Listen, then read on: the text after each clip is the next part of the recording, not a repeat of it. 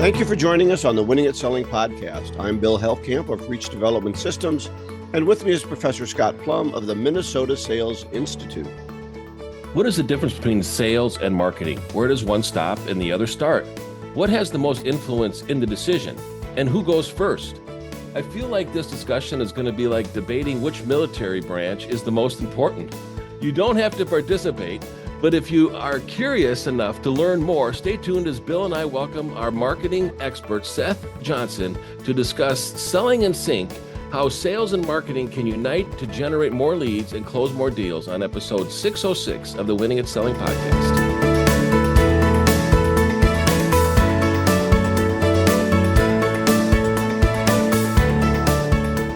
All right, I love this topic because I think it's so important, so I can't wait to hear what Seth has to say. Normally at this time, we'd have a book club, but we don't have that because we want to give more time to Seth. But next week, we'll be back into The Psychology of Money by Morgan Housel, and we'll be doing chapters 4 and 5. But Scott, I understand we have some good news about another ranking for our podcast. Yeah. Periodically, I'll search the web and put in quotes, winning at selling, and then ranking. And it's always great when we make a list, and there's a list that we'll post in the show notes. It's feedspot.com, and they do the sales podcast, and they list the top 90. Luckily, we were in the top half. We ended up number 23 out of 90 as the top, the top 25 sales again. podcast. Yeah, exactly. So grateful for our listeners for making that happen. So our guest today is Seth Johnson, and we're going to discuss selling in sync, how sales and marketing can unite to generate more sales and close more deals. So Seth Johnson is a consultant at Data, which works with marketing companies in different areas, and we'll get into that a little bit more. So welcome, Seth, to the show. Hey, thanks for having me, guys. And I want to start by congratulating top 90 sales podcast. Yeah. That's huge. Number 23 out of 90. So we're in the top half. Grateful for that. Thank you. We're in the top 1% of sales podcasts in the world. So yeah. Awesome. It's a nice spot to be in. Cool. Well, thanks for the introduction, guys. And I can just give you a little background on me here. I think first I'm a salesperson, right? But the backdrop, my whole career has been in media and marketing. Well, then you're feeling confused all the time between sales and marketing. That's right. Every single day. That's conflict. Yes. How would you describe the difference between the two, Seth? Well, I think one of the big things we're seeing right now is a shift in buyer behavior, right? Where more of the weight has been pushed to marketing as the decision-making process has changed. Forrester put out a study last year, 64% of B2B buyers are now millennials and Gen Z. So, yeah, and what do we know about those demographics, right? It's they're information seekers, and they're people that hate to pick up the phone and talk. I think what we're seeing is marketing kind of catches the front end of things, where somebody's going out and they're seeking information before trying to make a decision. What they're seeing is marketing primarily. I think marketing is anything that the customer sees and learns about that's influenced by anything other than an actual interaction with a salesperson, right? So it's anything prior to a conversation with a salesperson, and it's anything that happens along the way throughout the sales cycle in between sales touch points. So that could be, it could even be something like sales collateral, or it could be ongoing marketing to somebody throughout the buying process, especially if you're looking at a longer sales cycle. Well, it sounds like you've been listening to some of our past episodes. That's exactly how I describe it. Is sales, marketing is everything that happens before a prospect identifies themselves, raises their hand, sends an email, makes a phone call, sends a fax, and a salesperson then engages in a conversation with them to try to persuade them to make a decision one way or another on the best outcome possible. And I think those are the difference between the two. And the experience is probably more created by the salesperson than it is from the marketing agency that's generating a message. Is that kind of a safe statement, Seth? Yeah, I think it's a safe statement to a certain degree. But I think the roles might be more intertwined than that, right? I think marketing plays a part even throughout the sales cycle. Oh, absolutely. I look at sales as an arc, and at any time in that sales arc, a prospect can drop out, pause, go on delay, not really feel the need right now to make the change. And that's when I think they need to be turned back over to marketing. Salespeople in general do a bad job of touching customers when they're kind of in that limbo. They tend to leave them for 6 months, and they call them back and go, hey, just checking in, seeing how you're doing. And they need better touches than that. And I think marketing can automate those touches more effectively. And actually what we've seen too is the weight of marketing in the sales cycle is growing, right? I mean, the front end of the sales process is kind of being eroded by changes in customer behavior, right? I mean, what do we know about buyers today versus buyers 20 years ago?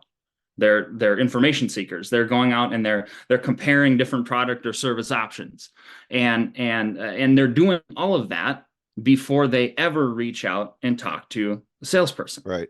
That makes sense? Yeah, well, they've got a lot of information first. My concern is always that if we focus so much on marketing, then we allow salespeople to sit back and go, well, I'll get the leads that come in. And I think in addition to those people who identify themselves through some sort of lead gen, I think there's also a great number of people that have seen the marketing that we're doing. You've greased the skids a little bit for them in marketing. And if I reach out and have a conversation with them, they'll be memorable because of what marketing has already done. Yeah, you can never replace something like prospecting or networking. Those relationships are, I mean, you can't throw those to the side and say marketing is going to take care of the front end of the sales process, of the lead generation. It's not going to happen.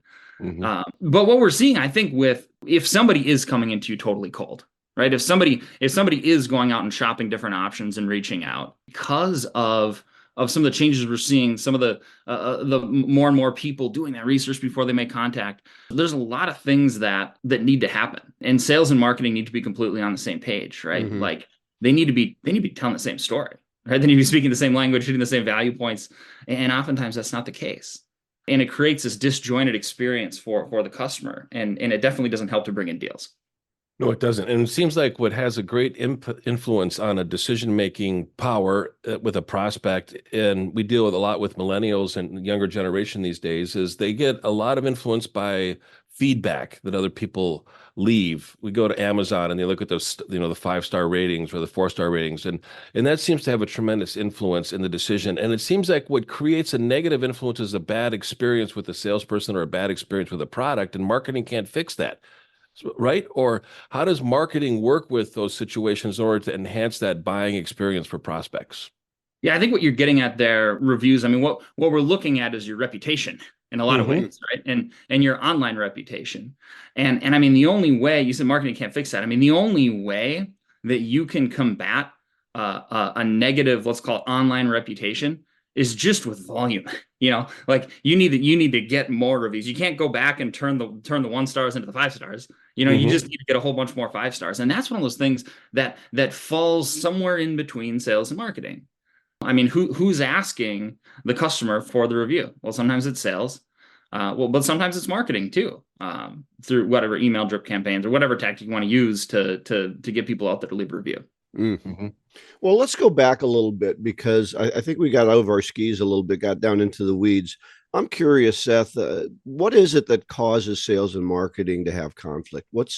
Have you looked into a little bit and studied why they don't seem to play well together? Yeah, they live on different planets. Sales people are from Mars and marketing is from Venus. Oh, that's what it is. It's totally different backgrounds, totally different, type of education, totally different set of experience. I mean, salespeople are talking about revenue targets and prospecting and networking and relationships and referrals and days to close and pipeline, all that stuff, right? And what's happening right now to generate revenue. And marketers, whether it's outsourced or you have a marketing department on staff, it doesn't really matter. They tend to come in with puppies and rainbows, and talk about things like awareness and brand story and personas and brand. So their whole language is different. It's entirely different, right? But so you know, these people living on different planets, but they're working toward a common goal, and it's painful, right? There tends to be a huge lack of patience and trust between the two functions, and once you lose patience and trust, it's like all bets are off, and each are going off and doing their own thing again. I did my little stint in advertising for about 3 years with a major agency. And I can remember, we like to talk about how many eyeballs got on an ad, but we didn't like to talk about how the ad actually did anything for the customer. We just wanted to talk about impressions, right? We never wanted to have that serious conversation where salespeople say, yeah, but I didn't get any leads out of it, so it doesn't mean a thing to me.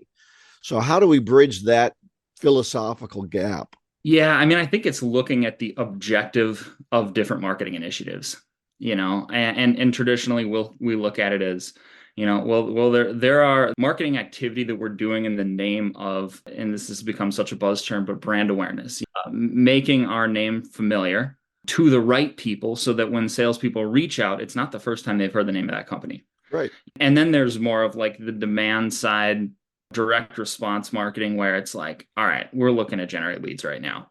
We're looking to bring in something specific for salespeople. And those need to be measured separately.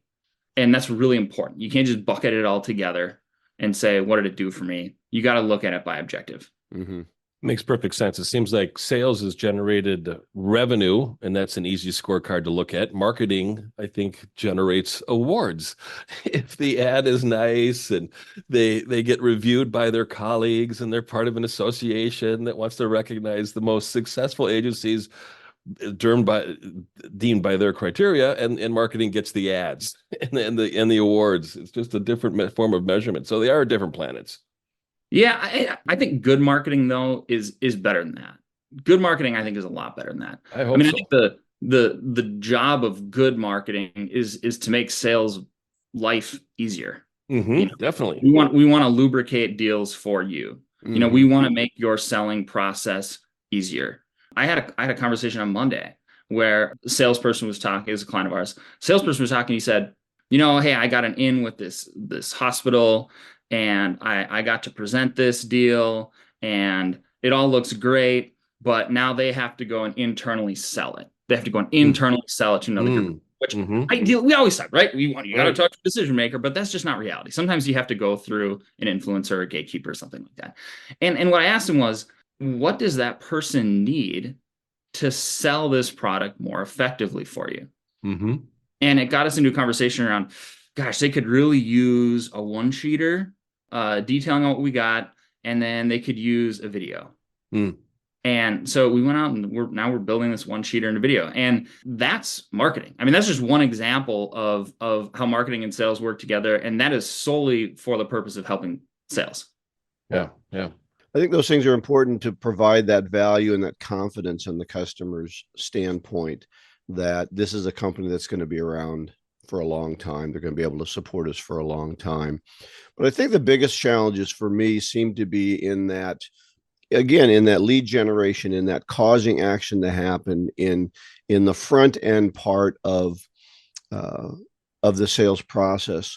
And it seems that digital marketing has done a much better job of that than the traditional magazine, publications, newspapers, those sorts of things, radio.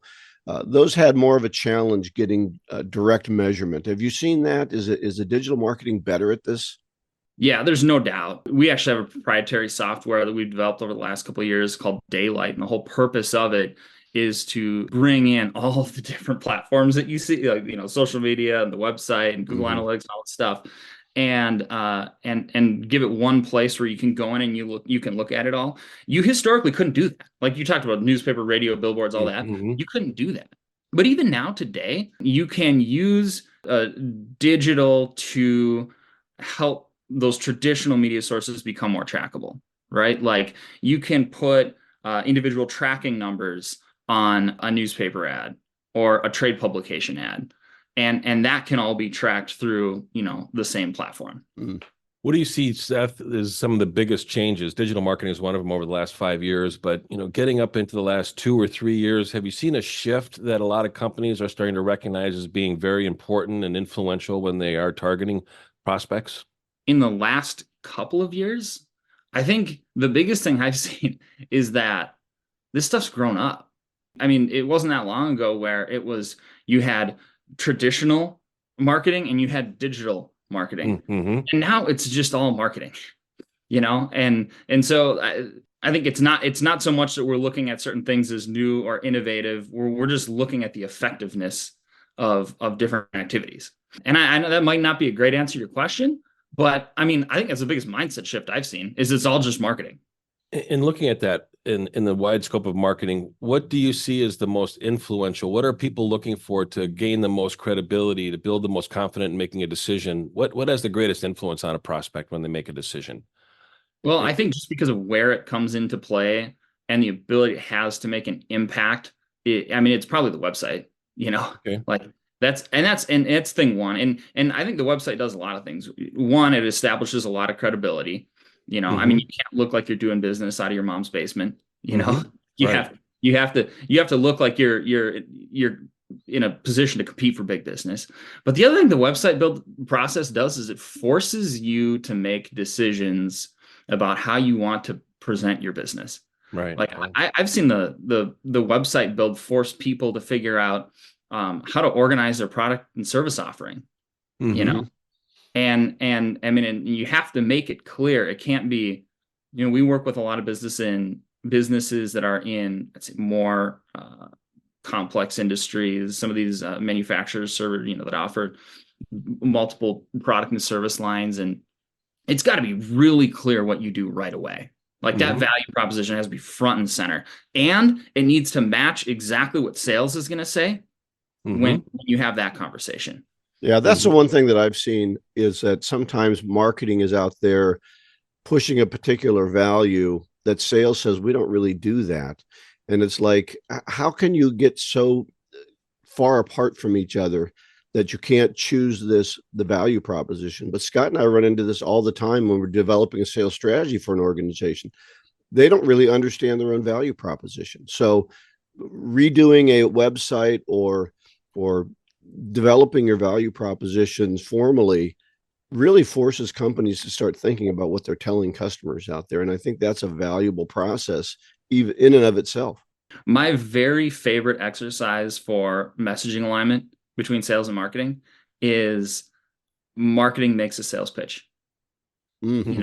But and I mean that's designs the deck, but also writes the narrative and presents it back. And they go and take their feed and they get their input from sales. How are you selling this stuff? How are you talking about it? And then marketing goes out, builds a deck, presents it.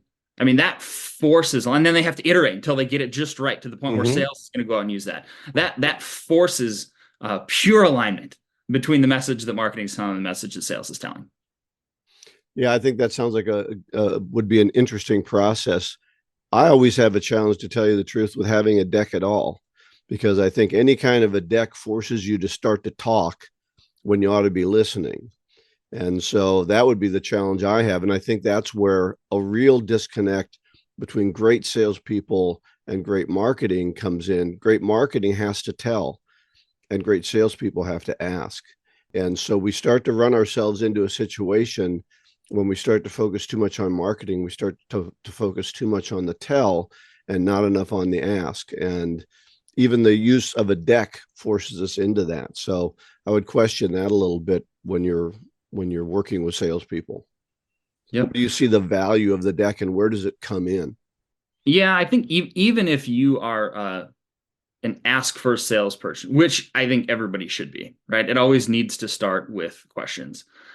There's a place for a 6-minute presentation. One, it's good exercise to figure out how you're going to tell your story. Two, if you ever get called in to present at a networking event or something like that, it's like, what are you going to bring? How are you going to tell Mm-hmm. people what you do?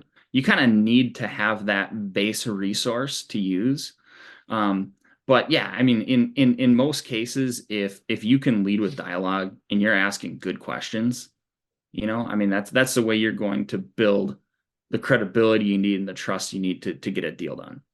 I think that's where the deck comes in later on, as you're trying to establish a different kind of credibility. So you establish one kind of credibility with your questions and where you're leading the conversation.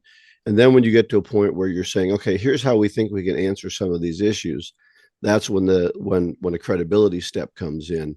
But I think a more rookie salesperson is going to take that deck and they're going to start there, and hopefully it's then they're throwing spaghetti on the wall. So Yeah. interesting. I think those are things that we have to watch out. Let's before we run out of time, I want to ask you about what steps you would take. You just outlined one, have marketing do some sales presentations. That's a great way for them to build credibility and to build the relationship. How can sales and marketing, what are some steps in addition to that? What are some steps they can take to align more effectively?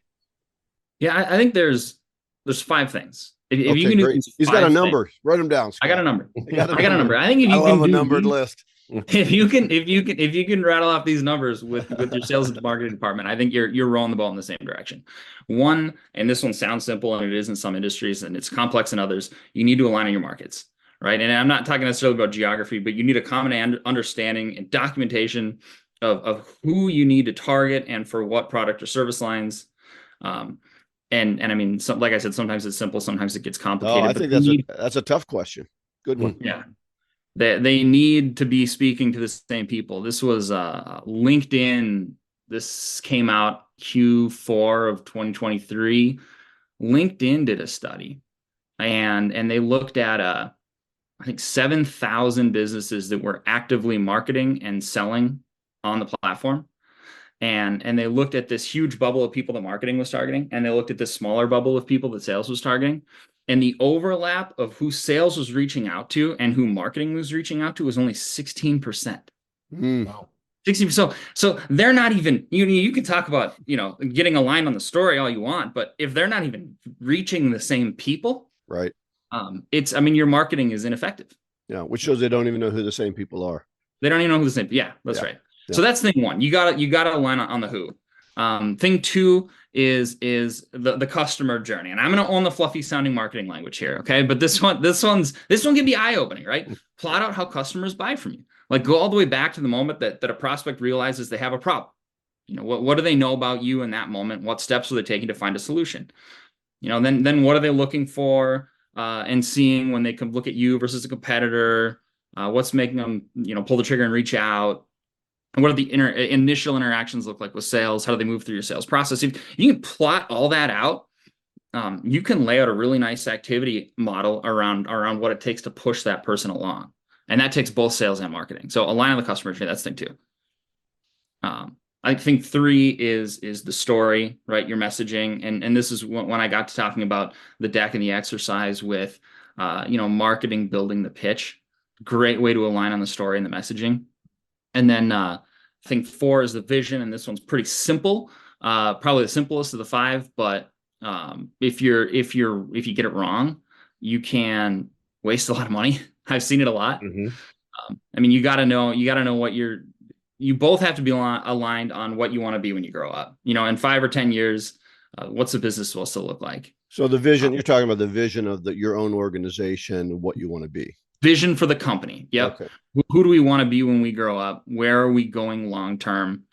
So I've seen this go wrong, and it's a mess. And then the last one I have is activity. So, and this goes back to the trust thing, I think, between sales and marketing. They don't need to know every detail about what the other's doing, but at a high level, they need consensus on what's happening and who's doing what. And it's especially important for the stuff that lands somewhere in between sales and marketing, right? Think like events. Who's running your events? Is that sales or is that marketing? Right. What trade orgs you're part of, is that sales or is that marketing? Your sales collateral, sales or marketing. Presentations, is that sales or marketing? Mm-hmm. So you got to align on the who's doing what part, and everybody has to be confident that everyone's doing what they should be doing. So I think if you can get on the same page on those 5 things, you are rowing the ball in the same direction. Yeah, that's super. I have seen situations where, and this is where I think sales falls down on their part. They'll look at something that marketing is doing and say, well, this is crap, or that's not going to work, or this isn't talking to the right person. And they won't tell marketing. Right. Yeah. They just keep it to themselves and bitch about it in the sales department. And nobody goes over to marketing and says, hey, let's work together better on this. They just tend to build up their walls, fight amongst themselves, and then have inefficient processes. So this is a great series of 5 things, but these things have to be worked on with both sales and marketing. It can't just be one person doing it and throwing it over the wall. No doubt. It goes back to the trust factor between the two. So marketing can kind of only go as far as sales trusts them to go. And marketing's taking their cues from sales, So, over communicate. your marketing team should be comfortable going to you with dumb questions. They're not the ones having interactions with the customers, so they're getting that from you. A lot of companies that we've worked with have a director of sales and marketing somewhere near the top, right, where they've tried to combine those. Have you seen that be effective, or is it just they're on one side of the fence or the other, and they really don't know what they're supposed to be doing on the other side? Yeah, it really depends on the industry. If it's more B2C, if it's a consumer type sale, you'll see them split off earlier. They'll staff up marketing earlier. But if it's manufacturing or industrial services, you can be doing 100 million a year and not have anyone on your team with the word marketing in their title. Yeah. Wow. Or maybe it is a director of sales and marketing, but he's really a sales guy. Their focus is 80% sales and then marketing when they have a minute, which they don't ever have a minute. Right. I've seen that. Yeah. Yeah. Well, it's a great list of 5 items. So know your who, know your customer journey, develop a good story, good message, have a vision for where the organization wants to be, and agree on what activities are going to be doing and communicate those activities. Yes. And it has to be done together. It's not just that the sales leader writes this stuff up and says, we've got it. You have to reach consensus on these 5 things. Yeah. Very true. Great list. Great dialogue between sales and marketing. As we start to wrap up, Seth, one of the questions that I always like to ask a guest is, what book or person has had the greatest influence on your life or your career? Well, I think I'm not sure if this is exactly the answer to your question, but I will say my very favorite book that probably has had the most influence in my career is Challenger Sale. Oh, okay. And it's not necessarily the 7 habits type of impacting my life type of book, right? But it completely shifted the way I approach sales, and it stuck with me for sure. Oh, wow. Yeah, that was the first book. That was the first book we reviewed, wasn't it, Scott? Yeah, it is. First book club. When we started doing the podcast together, that was the first book. We broke it down and covered different chapters and different episodes. And is there one takeaway, Seth, that just kind of resonates from that book that you think about on a daily basis in your role? I think it's the way that you lead, knowing that you know more about your industry than the customer does, and asking the right questions around that and guiding, rather than just like asking all these questions and coming back with just like, here's everything you need to do to be successful. It's like, no, here's where you need to go to win. And then the way you present it too, how late the solution comes in when you're actually pitching the service, like is the very last thing, is us. And if you put us to the very end, it's always going to be more effective. It's all the posture that you have. Are you in charge of the sales process, or you go in there hat in hand, begging for another piece of business? Big difference. Right. Well, Seth, this has been a great morning. Thank you so much for taking the time to meet with us and give us some insights into that marketing world and how salespeople, which is most of our audience, obviously, can do a better job of communicating their needs to marketing. No, appreciate you having me. It was great. Okay, Scott, we just need to wrap it up here. I've got a golden nugget. Seth might like this one. This is from David Beebe, and it might be David Beebe. I don't know. Content marketing is really like a first date. If all you do is talk about yourself, there won't be a second date. Yeah, that's good advice. Good advice. And we need to think about that when it comes to sales and marketing. So very relevant. So everything that we talked about is going to be at the website winningatselling.com. Those are our show notes. Next week, we're going to be back to our book club, The Psychology of Money by Morgan Housel, chapters 4 and 5. And our topic is 5 ways you are hurting your sales. We thank Seth again for being on the show. Ask you to subscribe, share your podcast with your colleagues and on your social media. Go out and get better, one skill at a time. Joyful selling.